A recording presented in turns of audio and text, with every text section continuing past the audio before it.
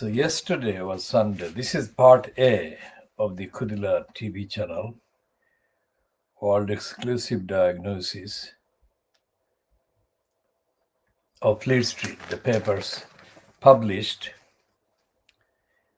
from London, collectively known as Fleet Street because of the presence in the actual Fleet Street of the official addresses of most of the newspapers for a very long time. So we are going back to take a look at the editorials in the Scum on Sunday, the 4th of April 2021, and it has got three editorials: pubs safe but vaccine pass row not over, and the economies fight flight risk.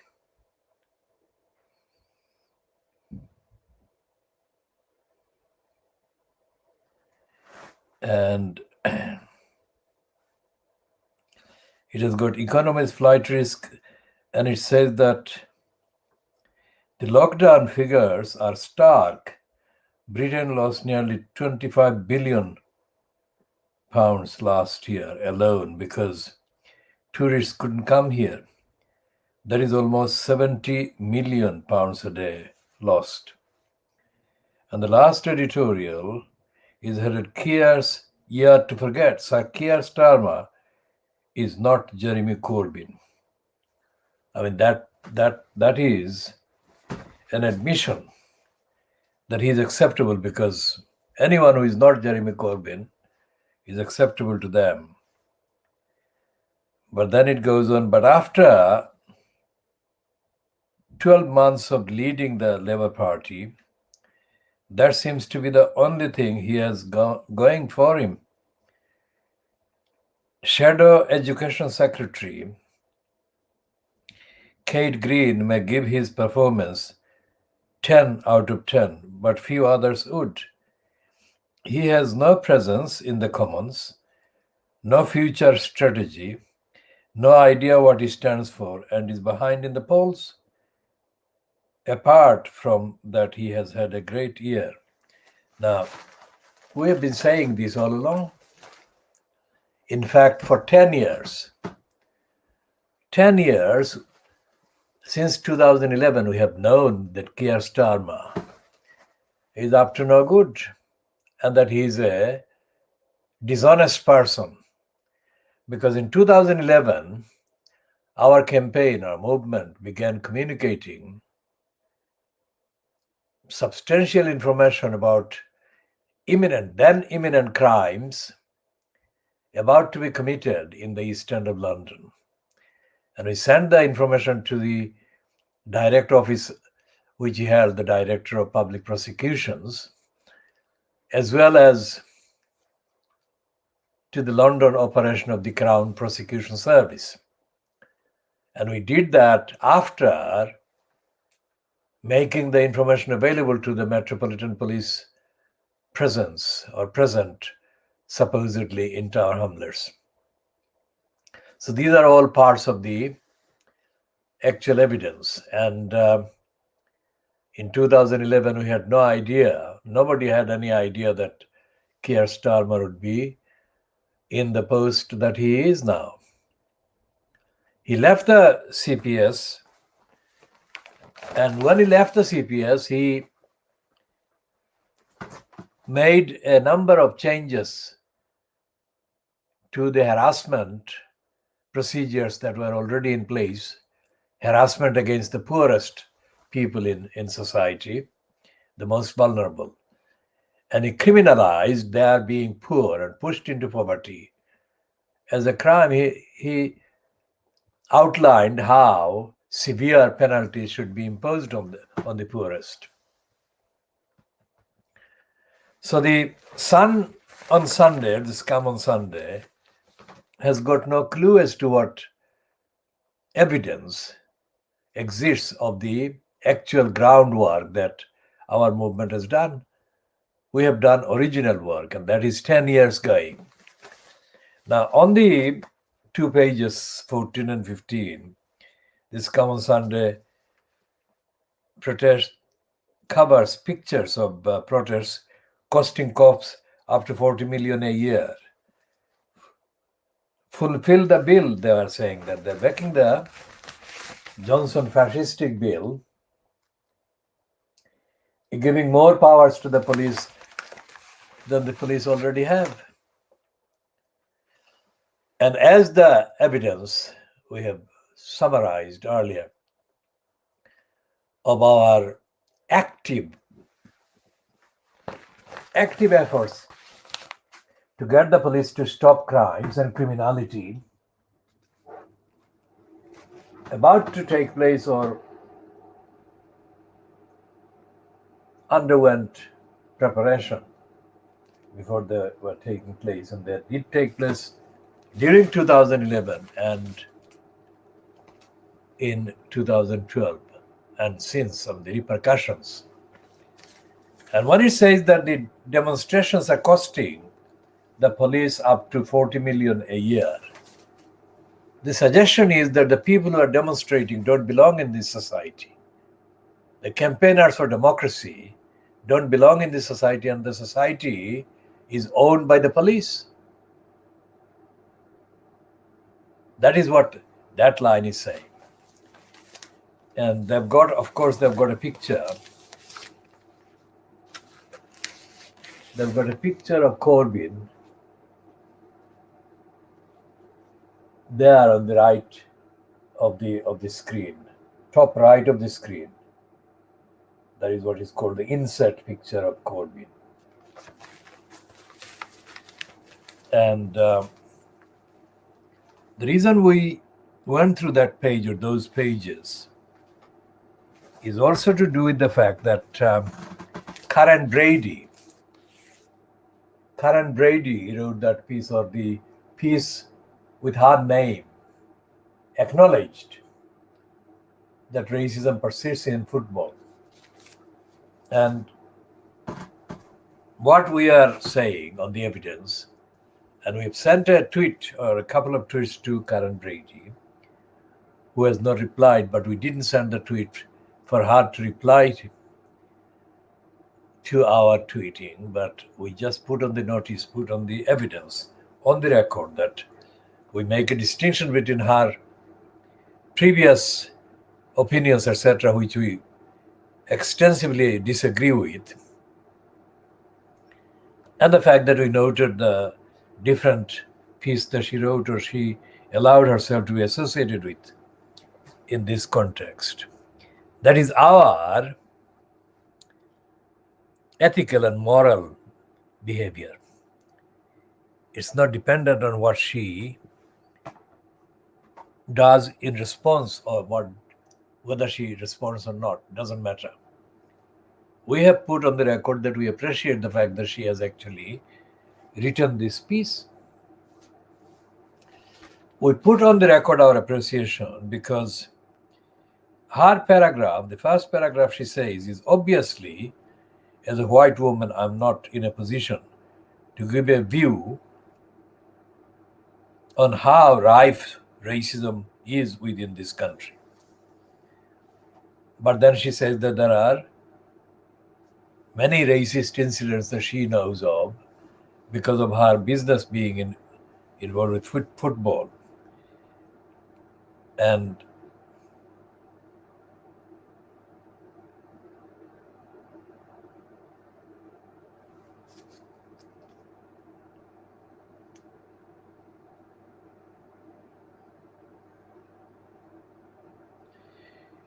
she said, I see little racism from the inside, from the people who work in football. But the racism footballers have to deal with on social media and inside the stadium is horrific. Now, no other white woman who has got a platform in the mainstream media has come out to say even that much. And that is why we said that is for the record, We noticed this, and we shall be publishing the full piece, Karen Brady's full item, full article. We have already tweeted that one and an image of that one. And the picture, the female picture underneath the headline is not anything to do with the racism. This is something completely different. It's about the American actress Sharon Stone and the notorious moment of her appearance in the Basic Instinct that she is talking about. Sharon Stone is talking about in her so-called biography, and everyone else is talking about that biography and zeroing in on that particular incident or moment. The fact that the Murdoch-owned Scum on Sunday has actually allowed this piece to appear anywhere, either with Karen Brady's name or not, is very significant, as I said, because the entirety of Fleet Street, with a slight exception of The Guardian grudgingly acknowledging racism, the entirety of Fleet Street is with the racist deniers and anti-Muslim liars. And why are we talking so much about anti-Muslim attacks and denials? The answer is that there is so much attacks on Muslims. It's not because our campaign chooses the frequency with which these items of attacks appear and are perpetrated. It is because the Muslims, as people of the Islamic faith, are targeted, not because of individual Muslims doing anything wrong, either on the objective standards of evidence and behavior and criminality and wrongness, but because they have the different faith. As we have said, the Archbishop of Canterbury, who is the head clergyman for the Church of England, until now, this particular clergyman was kind of treated as being less racist and less corrupt than some of his predecessors, especially the likes of Ramsey and others. But this particular clergyman has joined the racist chorus, anti-Muslim chorus, against the 12 or maybe 15 protesters against the Batley school teacher or teachers. And so the Archbishop of Canterbury has become a racist thug, joining the thugs in inciting hatred against Muslims for daring to have the protest.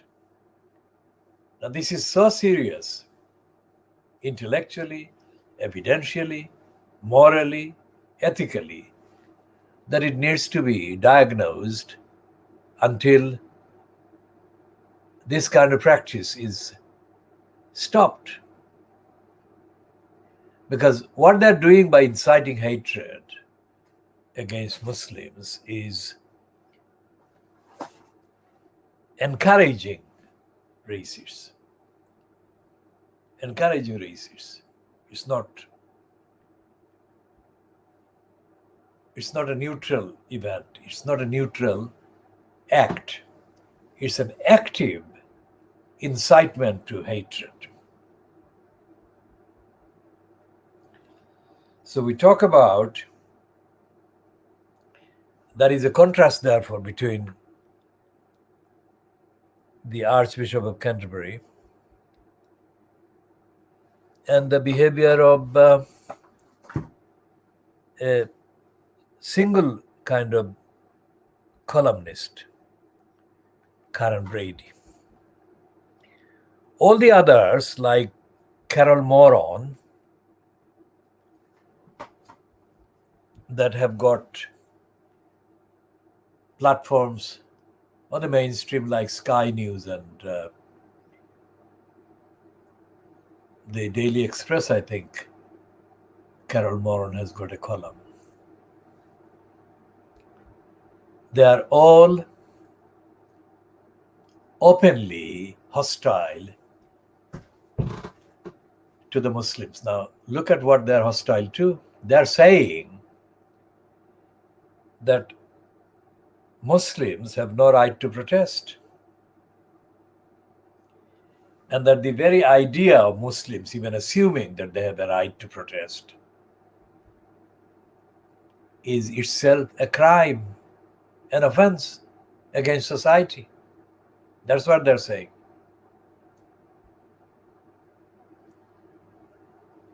And so therefore, what that means is that the very week or the very month or the very fortnight during which white people mainly have been physically engaged in clashes with the police, demanding the right to protest.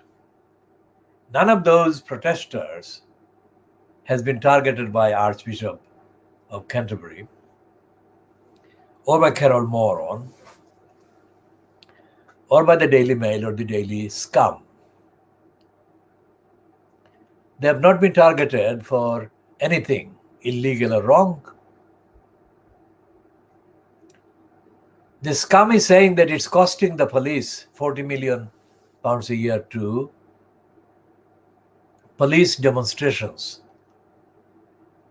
That is not the same thing as saying that these people who are demonstrating have no right to protest. The Scum is saying that the repressive, fascistic, extra powers being given to the police to suppress demonstrations should go ahead. And yet they are not still saying that these protesters are somehow breaking the code, the political accepted code of democracy or society, of the kind of breach that the Batley Muslim protesters have been accused of, absolutely without any foundation. All the Batley Muslim protesters have done is to point out that this was an attack, a deliberate, intentional attack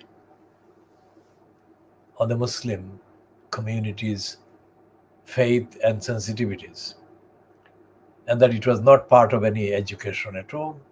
It didn't have to be. The Batley protesting Muslims, parents and guardians and their supporters, have not done anything criminal. And yet they have been treated as being worse than criminals for daring to protest outside the school. And the protest didn't last even for 5 days. Now that is the extent of the seriousness of the sinking of democracy and the values in this society. And this should have been used by Keir Starmer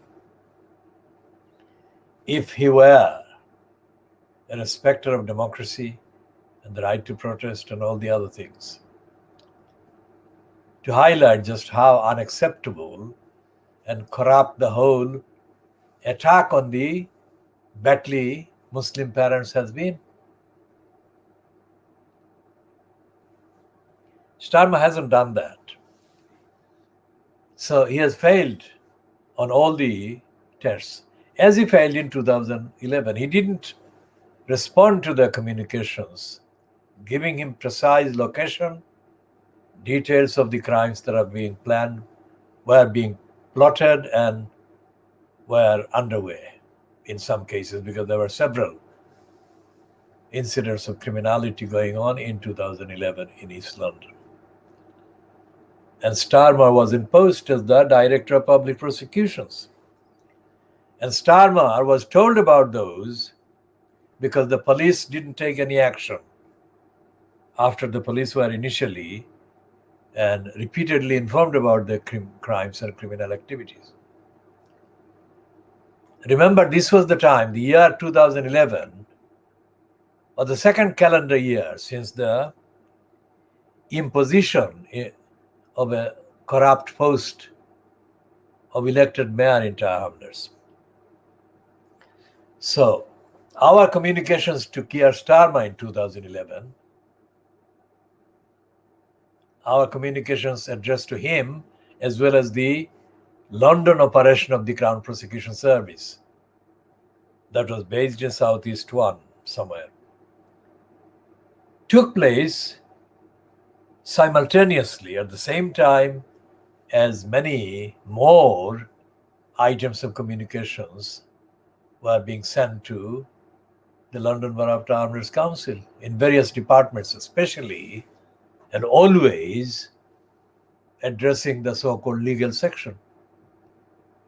And in post as the monitoring officer at the time in Tower Hamlets Council was the proven liar and the proven racist Isabella Freeman. Remember, Isabella Freeman had been hired by Tower Hamlets Council before Lutfur Rahman was foisted as the elected mayor in October 2010. Isabella Freeman got a job with Tower Hamlets Council after she was forced to leave Slough Borough Council in the west of London. And the reason why Isabella Freeman was forced to leave her job at the Slough Borough Council was a number of lies that she had been involved in perpetrating and a number of racistly motivated harassment actions she initiated against an Asian member of staff in the Borough Council, Slough Borough Council. And the evidence against Isabella Freeman at that time in Slough Borough Council was so overwhelming that she could not stay in the job. So either she resigned or she was given the sack. Whatever happened, she left the service or the employment with the Slough Borough Council. Not long after that, she was recruited by Tower Hamlets Council. Now remember what we are talking about in the wider context about the children. The 4 schoolgirls from Bethnal Green that were betrayed by Tower Hamlets Council. So we have listed in the last more than 6 weeks, I think, in the context of the particular kind of strain, a particular kind of dedicated campaign for the rights of these children. Because we mounted this particular dedicated campaign after the publication of the ruling by the Supreme Court of the UK, which was a complete rubber stamp of the racist and anti-Muslim policies of the Home Office and the Johnson administration. Now, when we say that Tower Hamlets Council failed these children, we also have to add that the council failed not some kind of anodyne, suggested, supposed duties. There have been, and there had been, even before these children became seriously exposed to dangerous kind of manipulation and grooming that was operated by a number of individuals, including 2 women, identified by Wikipedia entry as belonging to what is called the Sisters Forum, whatever that was. It then appeared that Sisters Forum is a reference to the, I have to use quotation marks because I don't know these people personally. I have no connection, never had any connection. So I have to say with a condition, that quotation marks, that is indication of my taking that information from somewhere else, which is identified as Wikipedia in this instance. So the Islamic Forum Europe, within quotation marks, had this operation called Sisters Forum. So the grooming of these children, and particularly by name the Sharmina Begum, was done by a part of the Islamic Forum Europe, based in the East London Mosque. So this was known, and this should have been known, because as Andrew Gilligan stated in his edition of the Dispatches program, broadcast on Channel 4 television on the 1st of March 2010, the Islamic Forum Europe, based at the East London Mosque, because when Andrew Gilligan presented that program or that edition, he was filmed standing against the building complex that houses the East London Mosque in the Whitechapel Road. And that's where he started his introduction to the program. And his main kind of assertion in that program was that the Islamic Forum of Europe was organizing to take over the Tower Hamlets Council via the post of elected mayor. And secondly, Andrew Gilligan said that the person the Islamic Forum Europe chose as the kind of vehicle via whom they would take over the control of Tower Hamlets Council was Lutfur Rahman. Now that was a statement made on the 1st of March 2010. It wasn't something that was later discovered. It was actually spelled out by the program on Channel 4, which was headed Britain's Islamic Republic. Whether or not that particular broadcast is accessible via YouTube or any other platform on the internet at present as I speak, I cannot say, because I haven't checked. But I don't have to check, because all of these things I'm saying are absolutely accurately being taken from the broadcast edition as it was broadcast. Now, that is enough reference, because if the Islamic Forum of Europe or Islamic Forum Europe, without or with an op, was known to have been engaged in taking over control of Tower Hamlets Council via Lutfur Rahman, and if it was known at least on 1st of March 2010, then 1st of March, then 1st of April, 1st of May, it was full 2 months and 4 days before the actual referendum, so-called, that was held on the 6th of May 2010. And the referendum had the question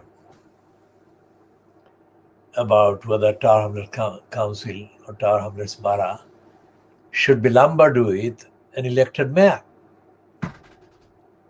And the referendum result, without going into the actual various irregularities at this moment, because we have already covered the irregularities, and the corrupt role, serially corrupt roles played by the crook who was chief executive at the time. Well, he was not the only crook in post of the chief executive of the corrupt council.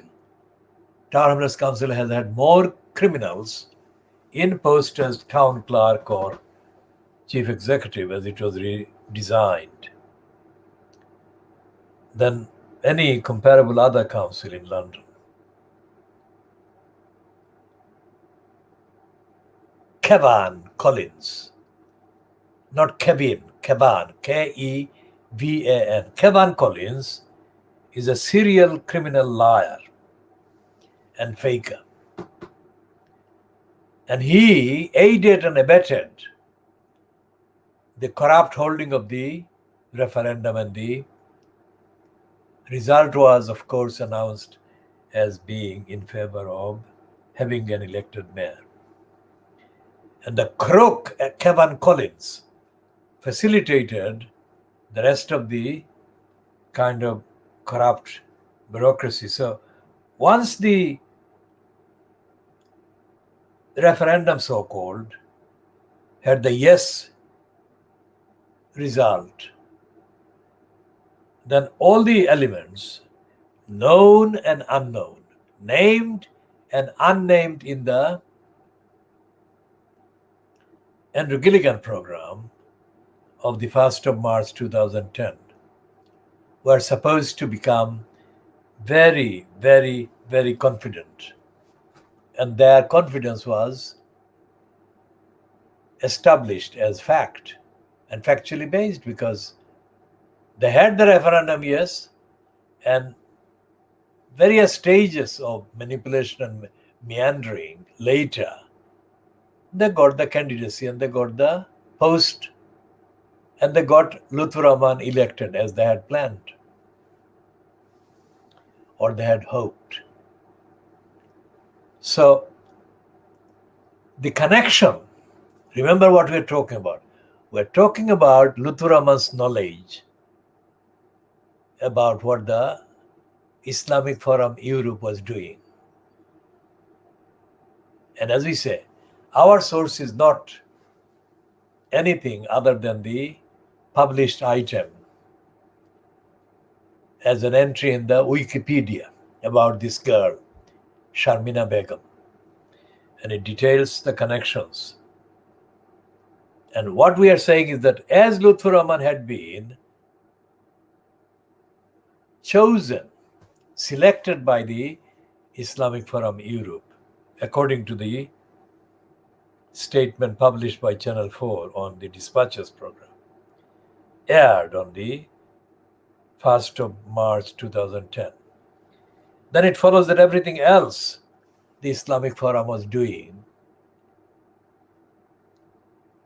in Tower Hamlets should have been within the knowledge of Lutfur Rahman.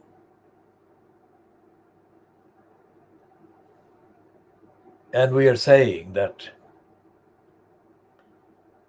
the Islamic Forum Europe, whoever was involved in the organization of the kind of project for taking over the Tower Hamlets Council via the elected post of mayor,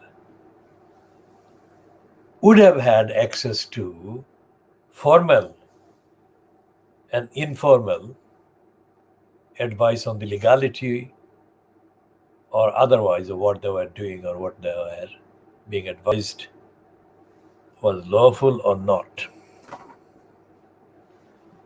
And what happened with the election of Lutfur Rahman in October 2010 was that Lutfur Rahman, as Robert Neal has told the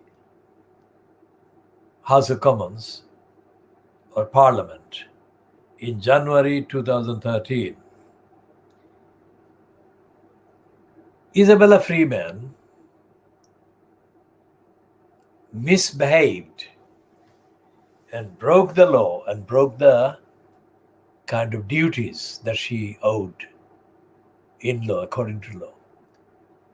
And she gave wrong and wrongful and wrongly intended backing to Lutfur Rahman, thus breaking the law and aiding him and abetting him in breaking the law. So, 2013 January was the time that still was nearly 2 years before Sharmina Begum went into Syria from Tar Hamlers. So we don't know of any documentary evidence as at this point whether Sharmina Begum was already under the spell of anybody, including the two women called Sisters Forum members. We don't know that because as we speak today, Monday the 5th of April 2021, we have not seen any accessible documentary or substantial evidence as to what the timeline was between the start of the grooming of these girls and the actual outcome that they groom these girls for, which is to say that the grooming was confirmed, or the existence of a program of grooming, let's say, was only publicly announced when these three girls, Shamima Begum and the other two, were shown in the main news bulletins as having traveled to Syria via Turkey. So we can safely say that the grooming took place sometime before February 2015. And we safely know, that it has been asserted without any qualification that Sisters Forum, a part of the Islamic Forum Europe, had been engaged in grooming the girls. Generally, that is by implication, but specifically and actually, that entry says that Sisters Forum women groomed Sharmina Begum, including telling her that if she went into Syria and died a martyr, then she would meet her by then deceased mother, whom she was very fond of, in heaven. So the Sisters Forum women were giving the details of heaven and paradise, everything, to these girls, or this particular one. Now, I don't know of any Muslim anywhere, of any country or any background, or any age, or any extent of scholarship or knowledge or learning, who could give that kind of statement about heaven and what would happen to this particular girl. Because all the kind of knowledge that Muslims have about the Day of Judgment and hereafter and everything else is very generic.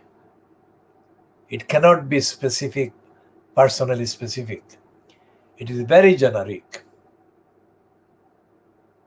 And yet here was a child, Sharmina Begum, being given something as fact that is not even available in either the Holy Quran or in any of the known texts or statements of the Prophet, peace be on him, or his followers. And it's 1400 years. And in the 1400 years, nobody has been able to say, a fraction of the precision that these Sisters Forum women were providing to this target of brainwashing, Sharmina Begum, about what would happen in heaven and paradise. Now, imagine the magnitude of their achievement. I mean, they, according to the entry, they must have behaved as if they had landed in Tower Hamlets from somewhere very near the actual Day of Judgment area. I mean, how did they do that? It can only be described as a miracle. So all of these things were happening to these girls, and Lutfur Rahman didn't do anything. Remember, it could have happened. These women might have contacted and targeted this particular girl, let's say, anytime between 2010, 2011, 2013, 12, 2013, 2014, anytime up to December 2014, when she finally left this country and went into Syria. So we are not saying it happened for 6 years or 5 years. We are saying sometime before these girls were out of this country. So the first one was out of this country in December 2014. And the other three were out of this country as published in February 2015. So even if it was 6 months, or even 6 days, or even 6 hours, that time or those particular lengths of times were crucial to saving this girl, Sharmina Begum, from leaving the UK and going to any destination that would ruin her life and ruin her family and do other damage and entail the similar consequences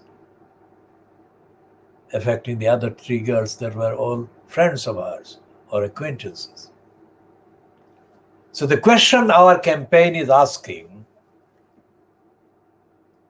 this is a question that is in addition to the questions that we have already asked and we have been putting to Tower Hamlets Council and addressing everyone, including Lutfur Rahman and John Biggs. What action did Lutfur Rahman take to safeguard these children? We're talking about the duty owed by the council. It's not a duty owed by the parents. We are not talking about the duty or duties owed by the parents, because the parents were not made aware of what was going on.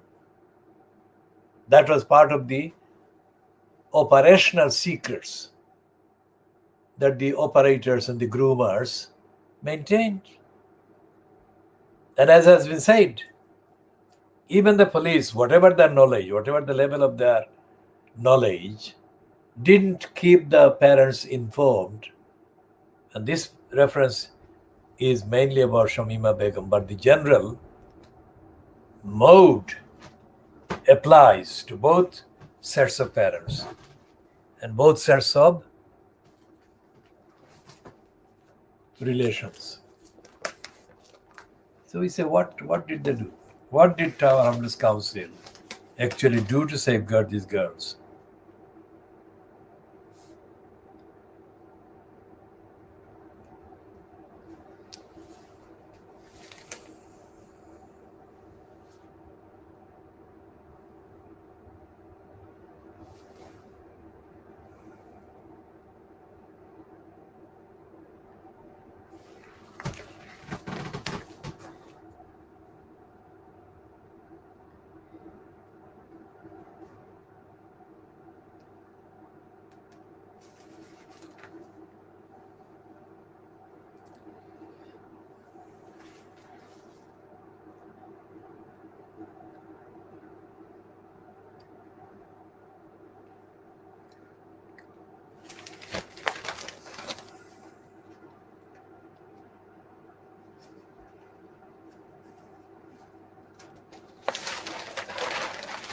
So we shall be continuing updating on the questions and the analysis and the evidence on those four girls and how Townless Council betrayed them. We shall be continuing later. Now we move to today's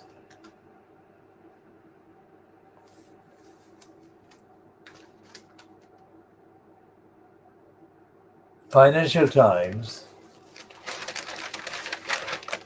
perpetrating a big lie about Burma. The Financial Times' second editorial of the two editorials is perpetrating the denial of the genocide that Aung San Suu Kyi supports and supported, because Aung San Suu Kyi was the leader of the regime when the genocide of the Rohingyas took place in 2017. Remember, the genocide of 2017 took place after years of massacres and rapes and murders of Rohingya Muslims done by the majority Burmese who are not Muslims. And there was no recognition in the Financial Times or anywhere else in the Fleet Street papers or the media about those murders and rapes and violations of the Rohingyas being committed by the non-Muslim Burmese.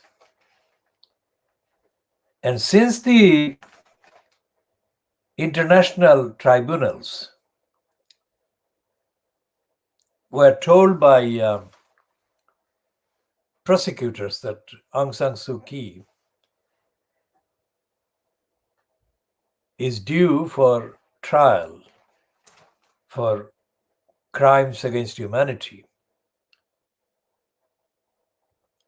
various excuses have been presented on behalf of Aung San Suu Kyi.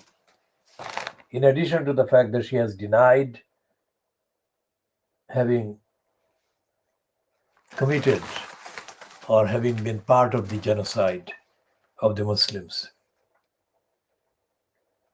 And her excuses have been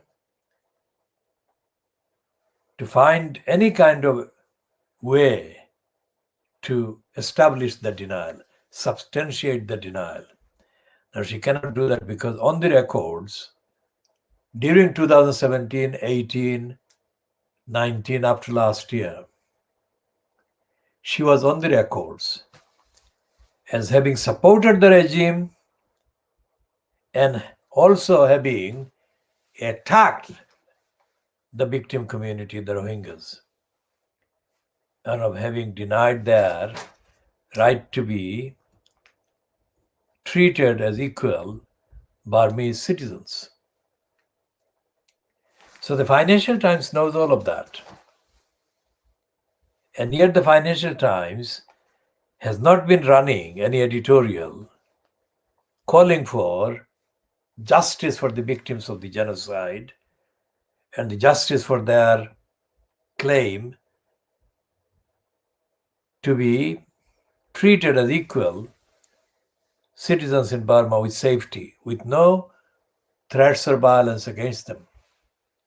There has been no rehabilitation and return of the Rohingyas back to Burma. Significant numbers of them are living in a refugee center in Cox's Bazar in Bangladesh, and quite a few 100,000 of them are living in other countries in Southeast Asia and in parts of India. Now, India, which keeps claiming that it liberated Bangladesh in 1971 by, amongst other things, allowing a large number of Bangladeshis fleeing from attacks from the Pakistan army. And yet, the same kind of treatment that the Burmese army has done to the Rohingya Muslims. And yet, India has refused to recognize the humanitarian needs and emergency being suffered by the Burmese Rohingyas from Burma, even now.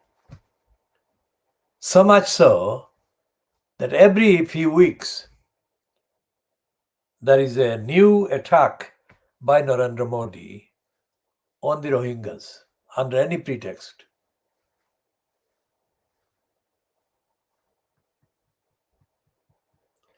And what this means is that the United Nations, represented by this very shady kind of opportunist, Antonio Guterres, has not been treating this emergency being suffered by the Rohingyas as anything like the emergency.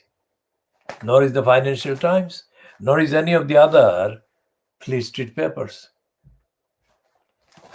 So today, the Financial Times is pointing at China holding the key to stabilizing Myanmar. It's not even talking about human rights. Remember what the Financial Times headline is. It's talking about stabilizing Myanmar, not establishing democracy or human rights at all. Well, that is the headline. And the reason why the Financial Times is naming China as the country that holds the key about Burma is not unrelated to the UK, current UK foreign policy's posture about China. Because although China has paid David Cameron benefits and Boris Johnson is a beneficiary of the Chinese lobby, there is a strategic kind of arrangement whereby India, China's biggest neighbor to the south, is in partnership with the anti-Chinese kind of strategic alliance. So that's what they're doing. They're not bothered about human rights in Myanmar. They never have been.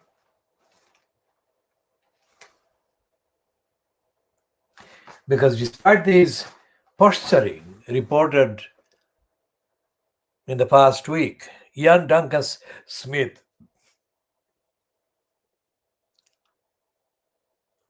doesn't really have any time, let alone any solidarity for the Uyghur Muslims or any other part of the Muslims in China who are under persecution, have been under persecution, mass rape and murders for a very long time.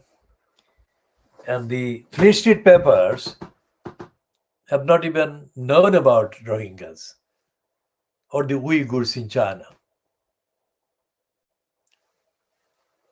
So that is the real sickness of racism and anti-Muslim reality on the world plane. It's not a minor matter. It is a strategic alliance, really long-lasting, against Muslims because of Muslims' faith. I mean, my assertion is that Muslims in any part of the world or any part of the planet don't have any evidence attaching to them to take over the world or take over neighboring countries. This could be open to amendment when it comes to Iran. But the amount of the arsenal against Iran that the USA and the others have been fueling, it far outweighs anything that Iran has. In any case, I am not in favor of any country, Muslim or non-Muslim, having weapons of war, let alone mass weapons of war or weapons of mass destruction.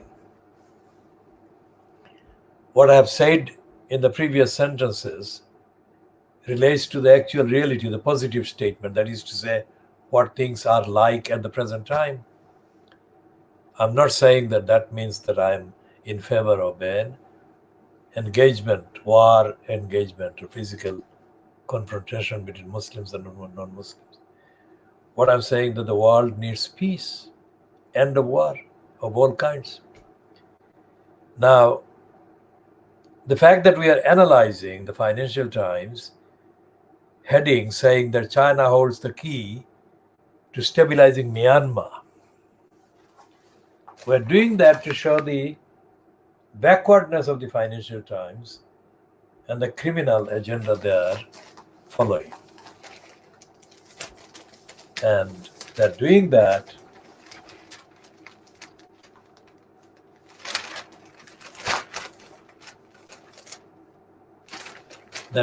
despite the evidence that they have. And their editorial today is another kind of structure of support for the genocide leader, Aung San Suu Kyi. That is how bad the Financial Times is being.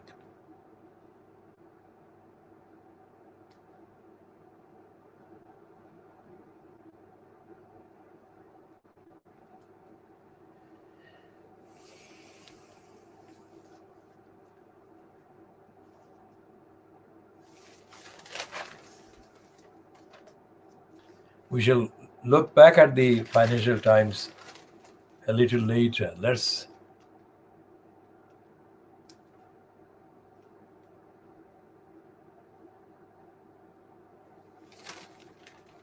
And the I newspaper reads like a version of the Daily Mail.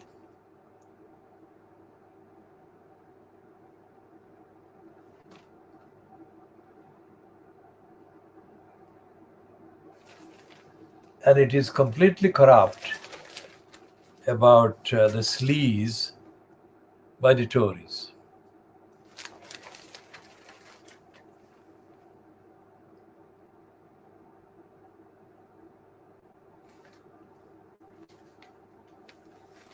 And there is a completely, absolutely untruthful, desperate promotion for Boris Johnson, who is being painted by Jane Merrick as having had a brush with death.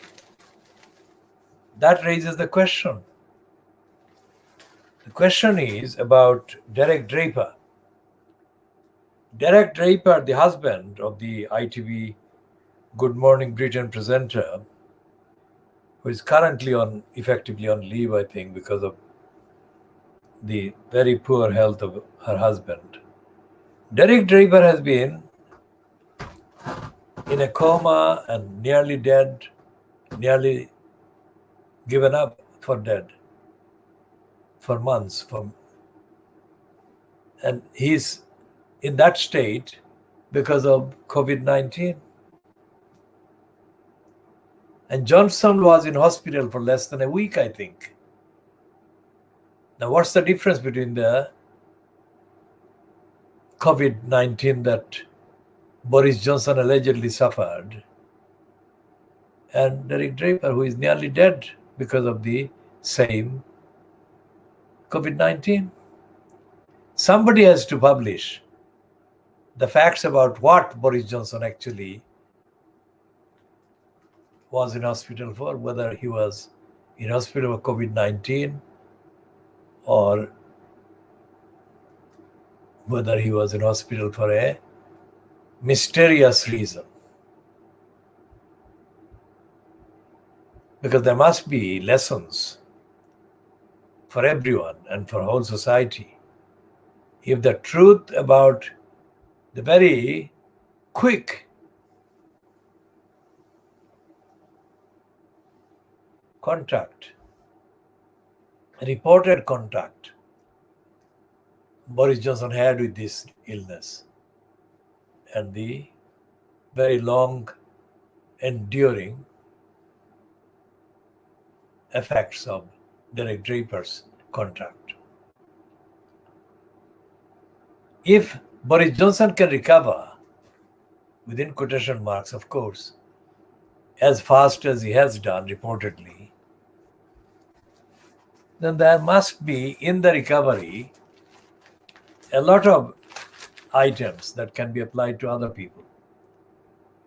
Think about that.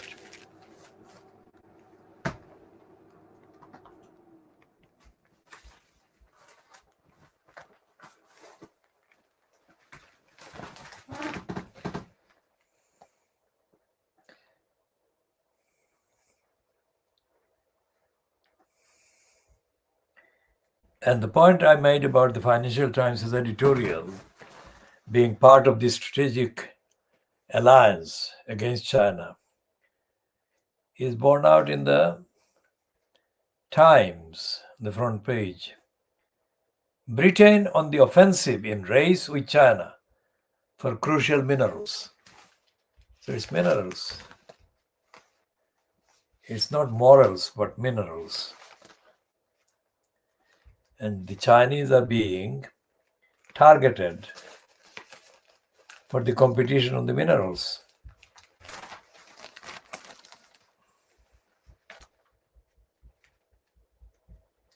And there is too much claims that the COVID-19 will be sold by the publicity and propaganda for Boris Johnson. That is what is happening.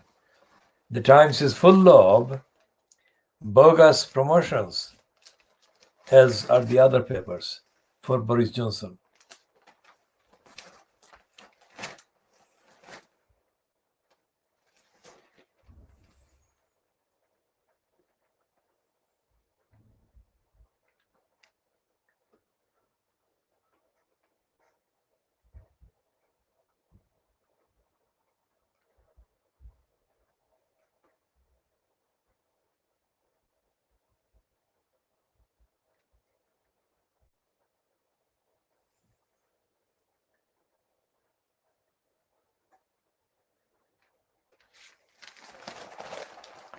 And there is a kind of secret hidden item of fact hidden by the Times that when he went to Bewdley in Worcestershire, which is affected by flood, Boris Johnson was booed and heckled by the local people. That is not how it looks when the Times gives such a big front page plug for Boris Johnson.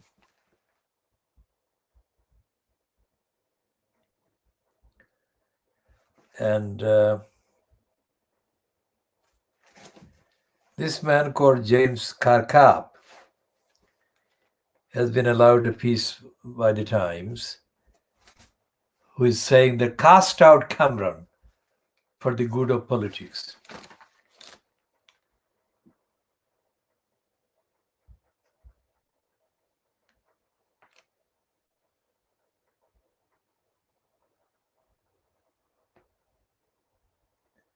And there is a cartoon that is too obscure to understand the meaning of.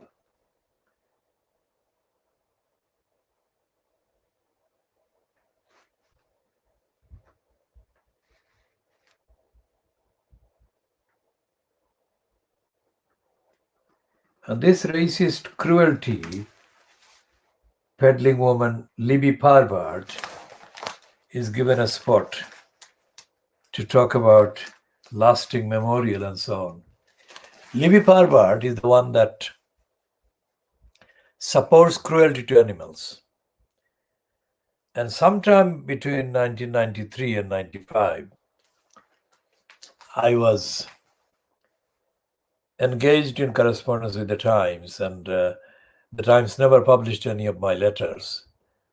After Libby Parvard justified attacking cats and mocked those who cared about animals and animal welfare. What I'm saying is that the Times and the other Fleet Street papers are essentially supporters of cruelty to animals. So if they are supporters of cruelty to animals, how can they be expected to have any understanding of, let alone actual practice or support for kindness to ordinary people in society? That is a serious problem, which is why all the opinion pieces, columns are opinion pieces, aren't they? As well as letters and so-called news items, 95% of them are in support of cruelty and support of denial of rights. And there is nothing in the Fleet Street papers. Remember their boast that they're world leaders.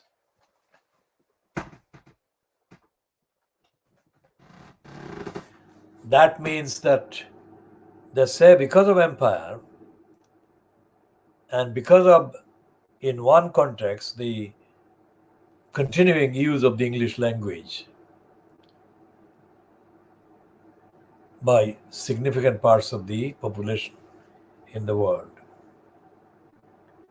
that by those facts alone, they are superior human beings.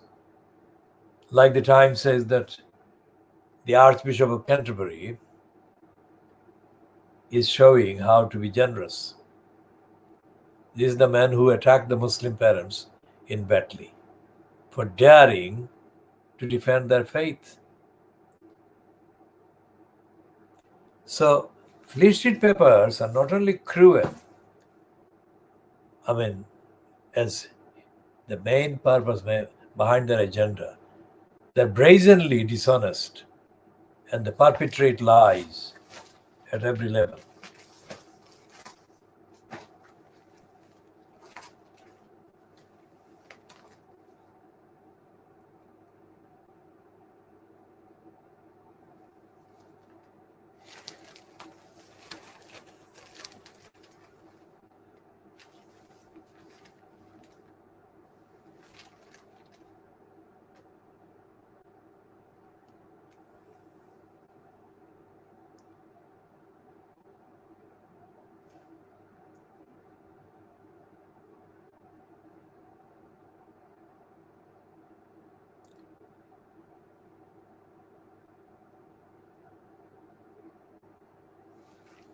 And this one is James Carcap is saying that David Cameron may be shameless, but politics cannot afford to be shameless. And he's asking for David Cameron to be cast out. Well, that will not happen because the ones that are needed to carry out the casting out are themselves shameless and corrupt and unaccountable and cruel.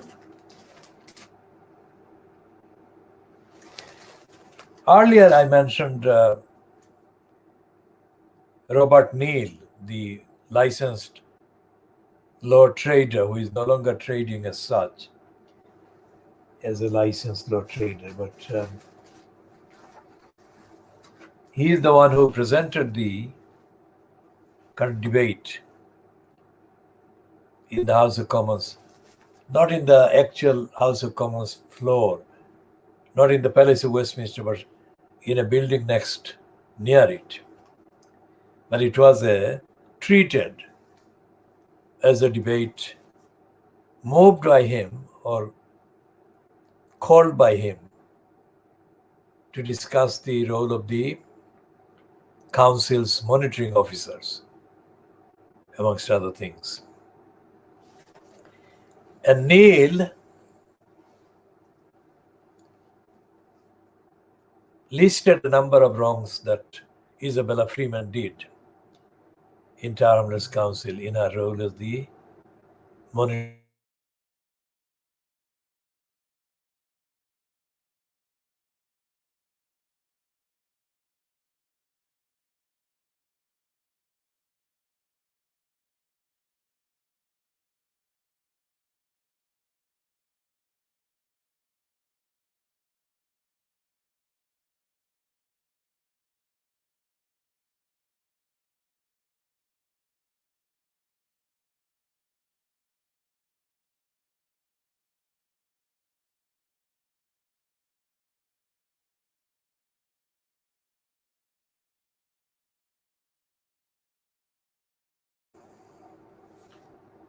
So there was a slight interruption due to probably an unexpected power failure.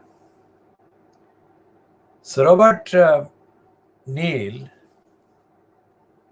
Bob Neil, who is probably now chairing the one of the select committees in the House of Commons. Let's check on what select committee he is chairing.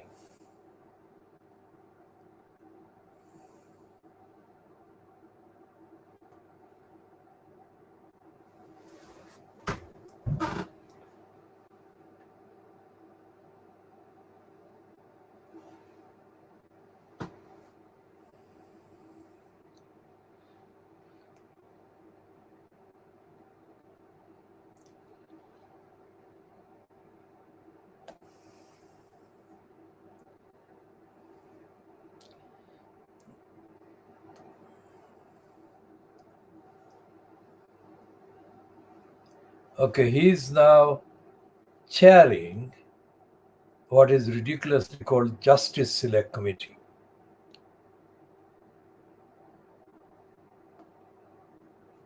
And when I say ridiculously called Justice Select Committee, I don't say that lightly, because no select committee in the House of Commons is doing justice to the title. That is a pun, that is an intended pun.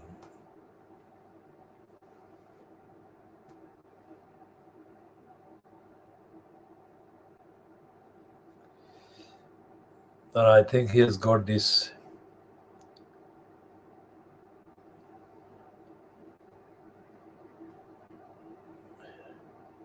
He's now called Sir. He's got a knighthood now.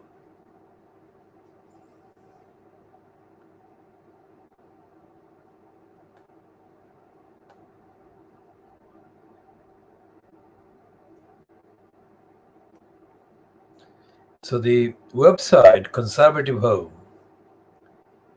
ran a piece on the 23rd of January 2013, and it headed the piece, "Who will monitor the monitoring officer?" Now I think this will contain some key points of criticism against Isabella Freeman. It says Bob Neil, MP, secured an interesting Westminster Hall debate. So it took place in Westminster Hall recently on the standards regime for local councillors. The thrust of the case was that while legislation has been changed to give councillors greater freedom of speech at local level, there is still some overzealous interpretation by council bureaucrat, either due to ignorance or a desire to keep councillors in their place. Another problem is when opposition and administration councillors are busy making complaints against each other, some vexatious, some genuine, and the monitoring officer also works close with the administration. Mr. Neil reported on Tower Hamlets, that is the quote. That authority has a directly elected mayor. He is an independent, but it is well known that he has close connections with the Respect Party. Now, the Respect Party is no longer functioning. The mayor is supported by sufficient independent members to ensure that he has the blocking third to get the necessary budgets and mayoral policies through. However, throughout his time, there has been a history of vexatious complaints against members of the opposition, Conservative and Labour parties. Labour is actually the largest party, made by members of the mayor's cabinet. Councillors appointed by the mayor to his cabinet have made complaints, particularly against the leaders of the Labour and Conservative groups. Sometimes the complaints have not come to fruition. In other circumstances, they have. That poses real concern. The monitoring officer of Tower Hamlets, Isabella Freeman, is also the Assistant Chief Executive for Legal Services. And the monitoring officer is also the person who advises the mayor. There is now a situation in which the monitoring officer who advises the mayor and policies the regime regularly investigates complaints by a member of the mayor's cabinet. On the other hand, complaints against members of the group who support the mayor have not been taken forward for investigation, which inevitably raises concerns as to who monitors the monitoring officer in such cases. In that case, the monitoring officer is herself in dispute with her employer, the Tower Hamlets Council, and there is apparently an industrial tribunal case ongoing. But the monitoring officer still sits in and carries out her functions, even though those functions involve councillors who may be witnesses to those proceedings. Tower Hamlets has reached an extraordinary stage of members from several parties passing a motion to have certain disciplinary steps taken in relation to the monitoring officer. We might have thought that the monitoring officer would have withdrawn from the meeting at that point. Instead, she insisted on remaining and noted what was said by every member, which hardly gives the impression of an unbiased, open, and transparent approach. Freedom of information requests in relation to only two of the complaints have revealed that some £6,000 of public money was spent on investigating a complaint against the leader of the Conservative group, and that some £12,000 was spent in relation to a complaint alleged against the leader of the Labour group. No such complaints have been taken forward in the same way against the group that supports the mayor.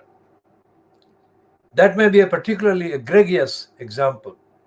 At the same time, however, members raised complaints with the monitoring officer about a highly partisan publication, Eastern Life, which is a subject of great controversy, and the monitoring officer responded that everything that the mayor had put in that publication was in order.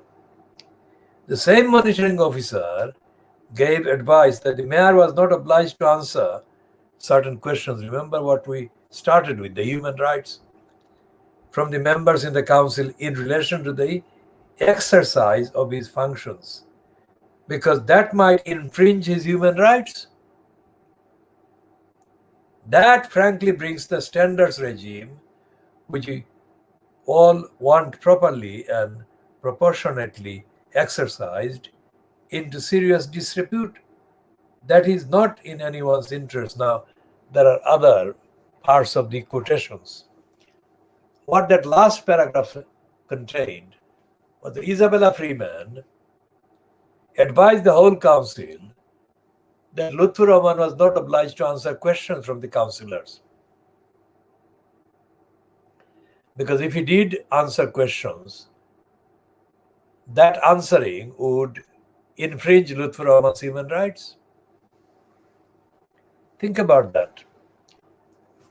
An elected mayor in post is refusing to answer elected councillors' questions because he, the elected councillor, incumbent at the time, might infringe his human rights if he answers questions.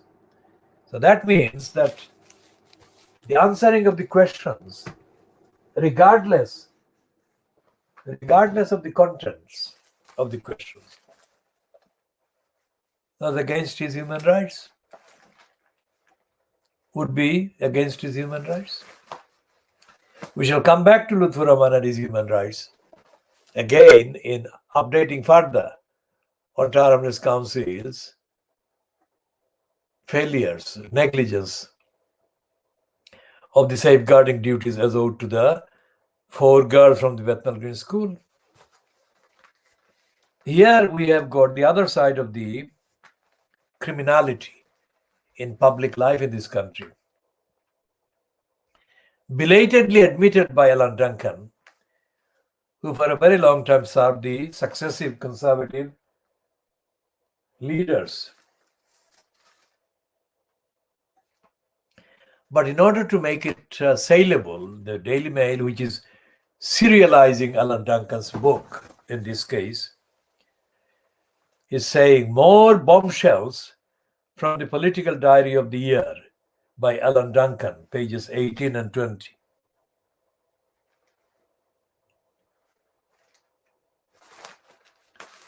So pages 18 and 20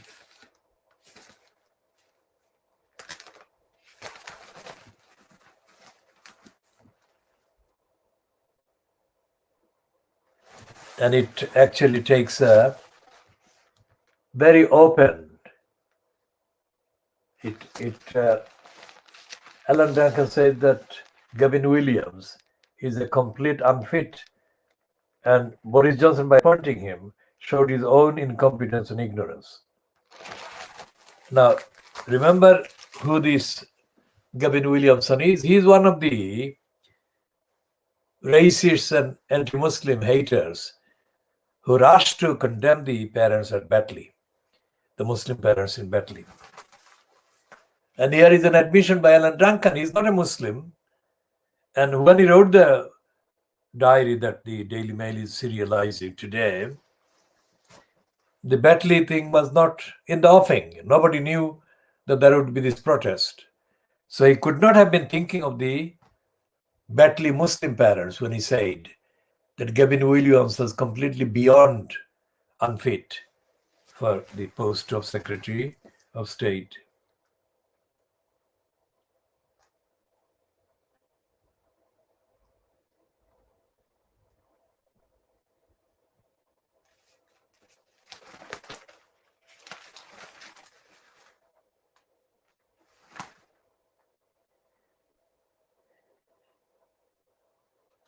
And he says that Priti Patel, well, that is what he's saying. Priti Patel is pretty horrendous and morally corrupt. So he's not holding back. He's saying that Priti Patel is morally bankrupt. And he wrote that on the 6th of November 2017.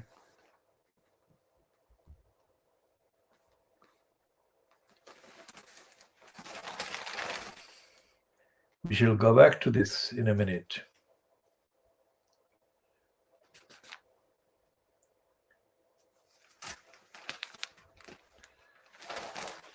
And there is a piece about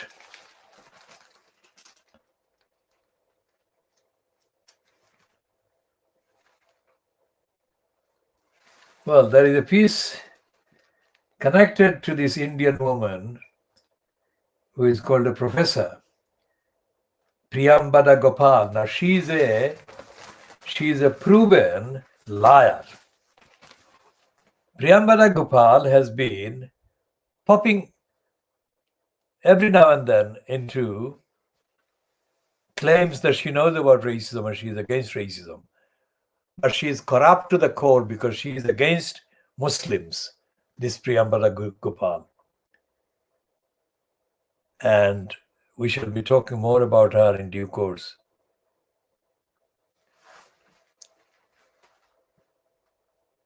She is now being featured in this piece on page 27 of the Daily Mail today. And she is reported by Simon Walters of the Daily Mail, who writes in the first paragraph, a Cambridge academic who compared the black author of a race report to a Nazi has now criticized the royals for not talking about the crown's ties to slavery. Professor Priyambada Gopal added that the royal family was a white institution which had profited from the British Empire. Dr. Gopal, professor of post-colonial studies at Churchill College at Cambridge, caused uproar last week when she compared Dr. Tony Sowell, who oversaw the Commission on Race and Ethnic Disparities, to Adolf Hitler's propaganda chief, Joseph Goebbels.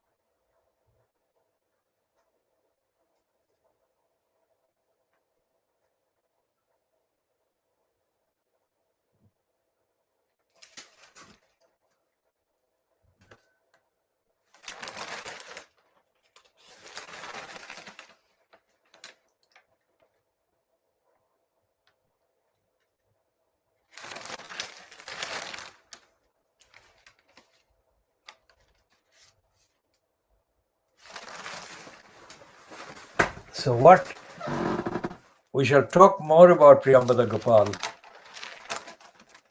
and the role played by the Brahmins operating in the West against Muslims. This is something that is never openly discussed, but that is a part of the strategy.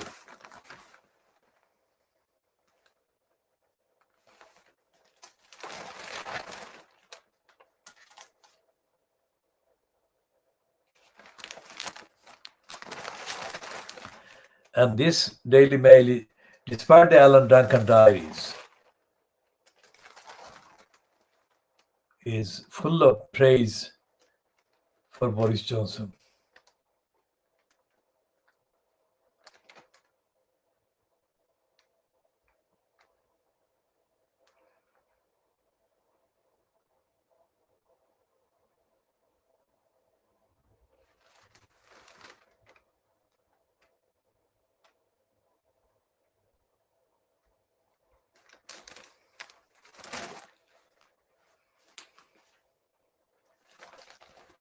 So there is a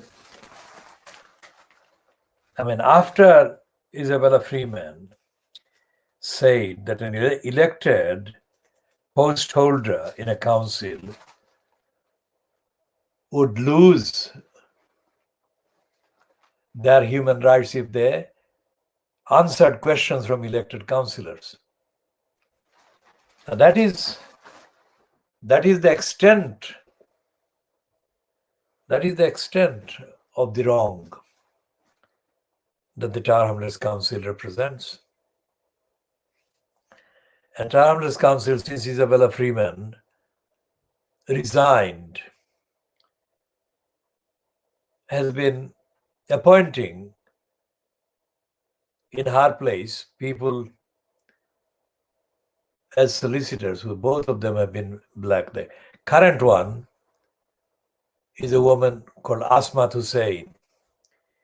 Now, Asmat Hussain is continuing the lying and criminality of Tower Hamlets Council, which reached an extraordinary depth of depravity when Isabella Freeman was in post. But that depravity has only been made worse by Asmat Hussain. Because Asmat Hussain, the current holder in that post, has been actively shielding the corrupt John Biggs and the corrupt regime that Biggs fronts. And although Biggs does kind of speak, apparently, he doesn't answer the questions. And on the record so far, there is no councillor, elected councillor in place in Tower Hamlets Council who has the competence, the ability, the knowledge, the courage to pursue any rigorous series of questions that warrant being answered by the council. And as the incumbent in the post of elected mayor is the chief executive of the council at the time, if the elected councillors presently on the council lack the courage, the competence, the abilities to put serious questions, rigorous questions to the incumbent, then the entire population, the entire electorate loses out, which is what has been happening. Because as the detailed quotes from Robert Neil's debate held in the Westminster Palace or Parliament in the House of Commons shows, Isabella Freeman did serial wrongs, serial kind of acts of discrimination and illegality. So Tower Hamlets Council, in failing these 4 children, wasn't failing in an exceptional way. That was the norm. That was the form. Tower Hamlets Council fails. Tower Hamlets Council neglects. Tower Hamlets Council lies. And Tower Hamlets Council does all of this on the advice of the in-house licensed law trader, also called the monitoring officer. So Tower Hamlets Council is a corrupt council openly, a dysfunctional council openly, an unfit council openly. And all these wrongs and failures become aggravated by the institutional dictatorship that is added to the operation by the imposition of an elected councillor post. An elected councillor cannot be sacked even by the council. Well, that is a theory, but even if the current councillors were to vote to have the elected mayor removed, they couldn't. It would take a very long time and a great deal of effort, the energy for which simply doesn't exist in any single councillor or in any collection of councillors. So what the 4 children from Bethnal Green School suffered was inevitable given the council and given the council composition. That is one point. We shall, of course, update on this in due course. But the other thing is that in the community, in the ordinary population in the borough of Tar Hamlets, there doesn't exist any independent, resourced forum or platform to hold the Tar Hamlets Council accountable to the community, accountable on the point of emergency, just like the 4 girls were faced with and pushed into.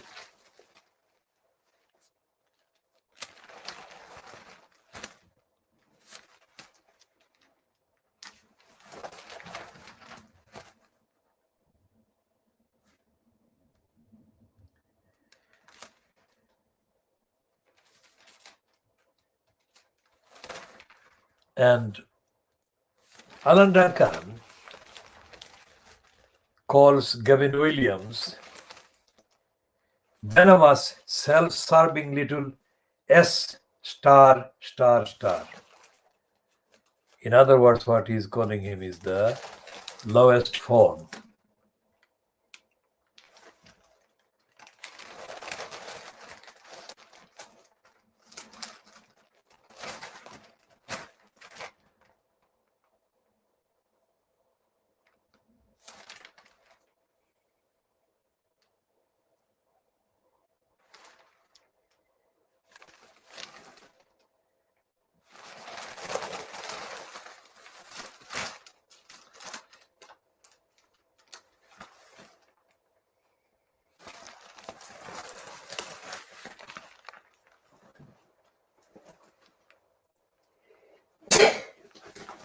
So what they're saying in the Daily Mail is a collection of things. One is that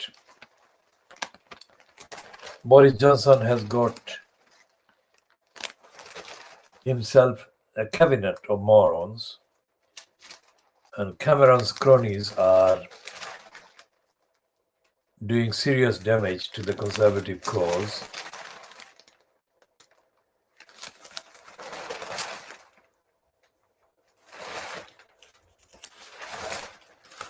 And that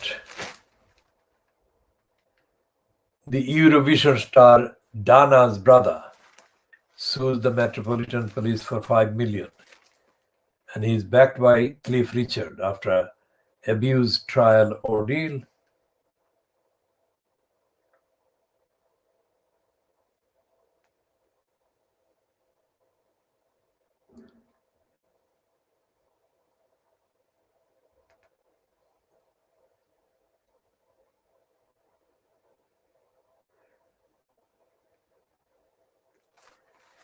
And the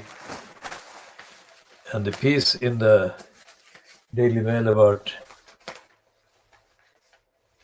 Eurovision star Dana's brother suing the Metropolitan Police reads as follows. The brother of Eurovision winner Dana is suing Scotland Yard and prosecutors for up to £5 million in damages in a landmark case after he was cleared of historical sex offences. John Brown, 67, has initiated proceedings at the High Court in London for alleged malicious prosecution and misfeasance in a public office.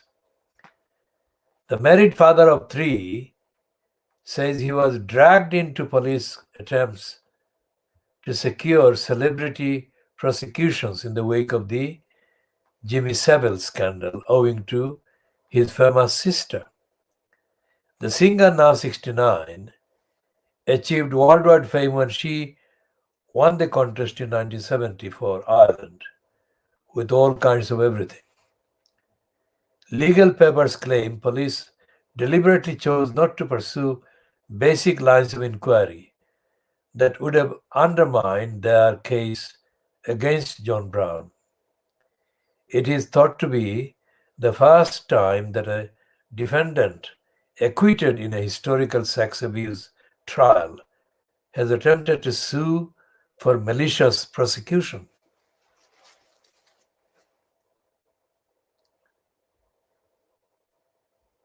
And what this illustrates, of course, this is only a beginning of the information about the High Court action by this individual. But what it shows is that the majority of the kind of authorities and agencies and institutions in this country are corrupt or incompetent or are not acceptably kind of following the rules. And of course, the number of allegations, the number of claims against the police is rising. And as we say, the mayor of London, or mayor in the name of London, Sadiq Khan, we say he cannot, and we spell it Khan and then not N-O-T, cannot. Sadiq Khan is supposed to be the head of the Metropolitan Police Authority as the mayor incumbent. And anyone reading the papers in the last, say, month about the police's role in the case of Sarah Everard, everything, including the protests and the demonstrations and the arrests and the harassment by the police of mourners for Sarah Everard. Would have noticed that there is no mention of Sadiq Khan at all. There are other people making kind of comments. Sadiq Khan hasn't made any comment. And this takes the narrative, the commentary, back to the origins of the policing and the law about policing, and raises very serious question about the kind of advisability of giving more powers to the police, as is happening currently.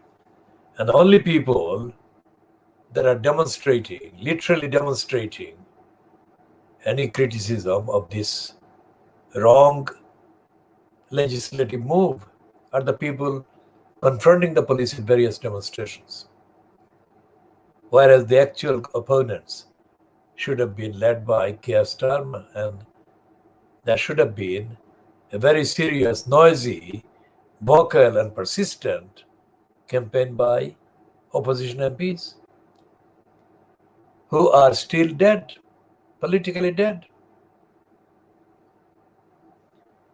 So, when Tower Hamlets Council neglects its duties, where does it go?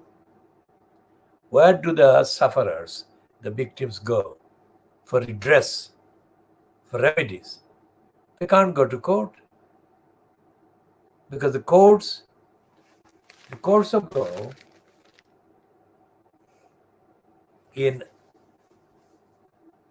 based on the evidence of the contents of the jurisprudence, if you like, whatever the extent of corruption and willful criminality by a particular council regime, The record shows the tendency on the part of the council, courts of law, mainly in the High Court, to be in favor, biased in favor of the council regime. Think about that. So when the private eye has got this page called Rotten Boroughs, our criticism of that page is that it doesn't contain any reference to the role of the judiciary in dealing with the many acts of criminality done by various councils and council regimes. And our criticism about private eye, leaving out references to the actual behavior of the judicial bureaucracy, which we call criminally active bureaucracy. It extends to private eye's references to other activities in the court system. There is no description. There is no references or quotation or identification of the judge concerned or the judicial process concerned for the actual contents of the proceedings to be accessed. Think about that. So if the so-called jihadi brides are seen as the nastiest people in the news, and we are talking about the context being Britain, then the contributory factors to such an image include the role of the judiciary, the role of the police, the role of the schools, and of course the role of the local council, and the role of the parliament, role of the MPs. Because there is no mention anywhere. Remember, this is a world exclusive diagnosis. It's not just diagnosing the Fleet Street, but we are also diagnosing the politics, the government, the MPs, and the council and councillors.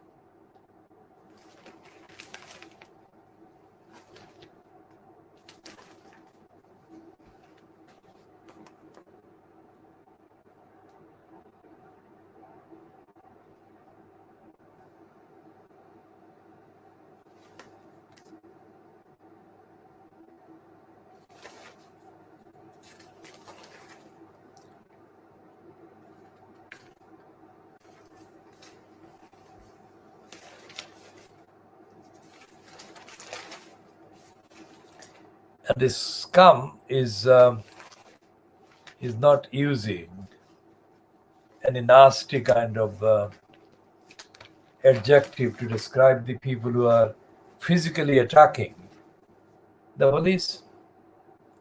Now, these are people who are attacking the police are not Muslims, remember? If they are Muslims, the Sun would declare war on them, but they are just helpless.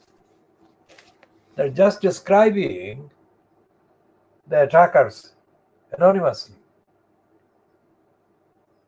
as people who are attacking the police who are being sympathetically portrayed as punchbacks. Now, this is not the real truth. The truth is that it is Priti Patel and Boris Johnson who want to give authoritarian powers to the police. Quite apart from the racist kind of pretension and the racist denial, because they are not treating with the kind of hostility that they would treat a Muslim if a Muslim even spoke against this bill. Remember?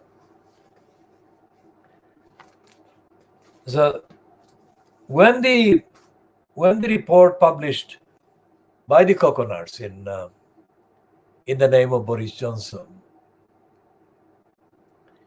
and we have renamed Tony Sewell as Tory Sewer, Sewer, because of the facts and the contents, and his record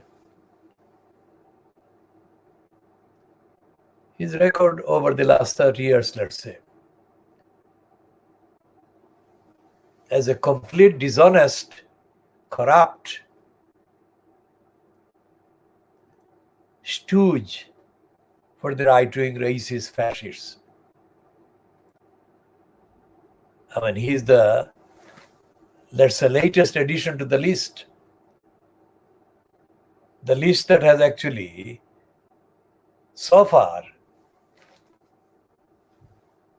contained only terrible Phillips. The Tory sewer is being attacked not just by Priyambada Gopal at Cambridge. Priyambada Gopal has been, as I said, kind of popping up on suitable occasions to grab the headline or grab some of the headline topically.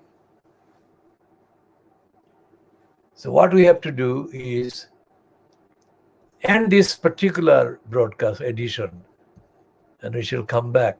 This is 2 minutes to midday on Monday, the 5th of April, 2021.